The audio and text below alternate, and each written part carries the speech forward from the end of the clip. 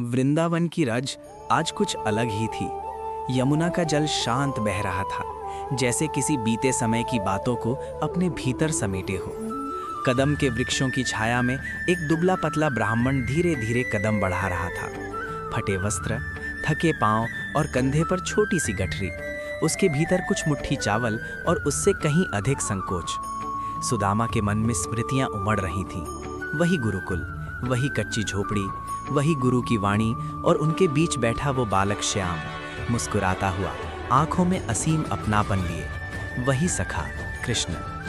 द्वारका के द्वार के सामने खड़े होकर सुदामा ठिठक गए। सोने से चमकता नगर, ऊंचे प्रासाद और चारों ओर वैभव। उनका हृदय कांप उठा।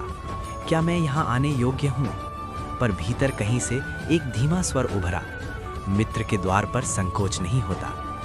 जैसे ही उन्होंने अपना नाम बताया, महल में हलचल मच गई। अगले ही क्षण सिंहासन छोड़कर स्वयं कृष्ण दौड़ते हुए आए।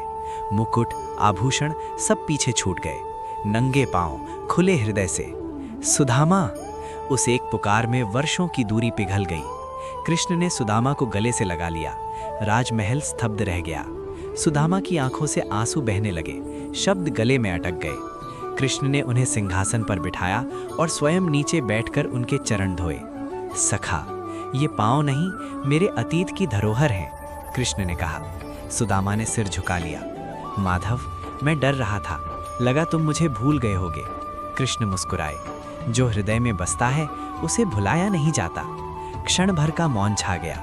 वो मौन बोल रहा था उन रातों की कहानी, जब दोनों ने भूखे पेट सोकर भी सपने देखे थे। कृष्ण की दृष्टि सुदामा की गठरी पर पड़ी। ये क्या है? उन्होंने बाल सुलभ जिज्ञासा से पूछा। सुदामा सकुचा गए। कुछ नहीं, पत्नी ने जिद की, बोली खाली हाथ मत जाना। कृष्ण ने गठरी खोली। सूखे चावल देखकर उनकी आंखों में चमक आ गई। उन्होंने एक मुट्ठी चावल उठा लिए। रुको! सुदामा घबरा गए। क्यों? कृष्ण हंसे। सखा का दिया प्रसाद कैसे छोड़ दूं? कृष्ण ने चावल खाए। आज तो मैंने अमृत पा लिया, उन्होंने कहा। सुदामा की आंखें भर आईं। ये तो साधारण चावल है माधव। कृष्ण गंभीर हो गए। साधारण नहीं, इनमें प्रेम है, और प्रेम से बड़ा कोई वैभव नहीं। फिर कृष्ण बोले, सुदामा, गुरुकुल की वो रात याद है जब हम जंगल से लकड़ियां लेने गए थे और वर्षा ने सब भिगो दिया था? सुदामा हल्की मुस्कान के साथ बोले, और तुमने सारी सजा अपने ऊपर ले ली थी। कृष्ण ने गहरी सांस ली। तभी समझ गया था मित्रता क्या होती है। सुदामा ने धीमे स्वर में कहा, मित्रता वो होती है जहां शिकायत नहीं होती। कृष्ण खिड़की के पास जाकर द्वारका को देखने लगे। सुदामा, तुमने कभी मुझसे कुछ मांगा नहीं, क्यों? सुदामा ने उत्तर दिया, क्योंकि मित्रता में मांग नहीं होती। मांग वहां होती है जहां अपनापन कम हो। कृष्ण की आंखें नम हो गईं। तुम्हारा मौन मेरी सबसे बड़ी परीक्षा था। रात उतर आई, दीप जल उठे, भोजन परोसा गया।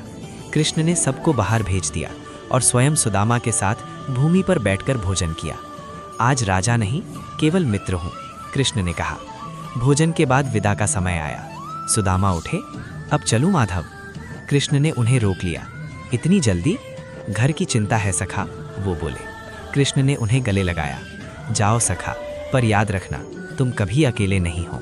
सुदामा कुछ कहना चाहते थे, पर शब्द फिर मौन बन गए। वे बिना कुछ मांगे लौट पड़े।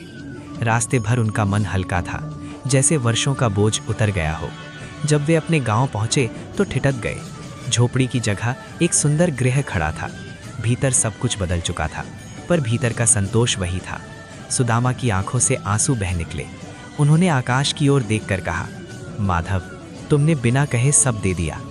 दूर कहीं द्वारका में बांसुरी की मधुर तान गूंज उठी, जैसे कह रही हो, मित्रता में शब्द नहीं, मौन ही सबसे बड़ा संवाद होता है।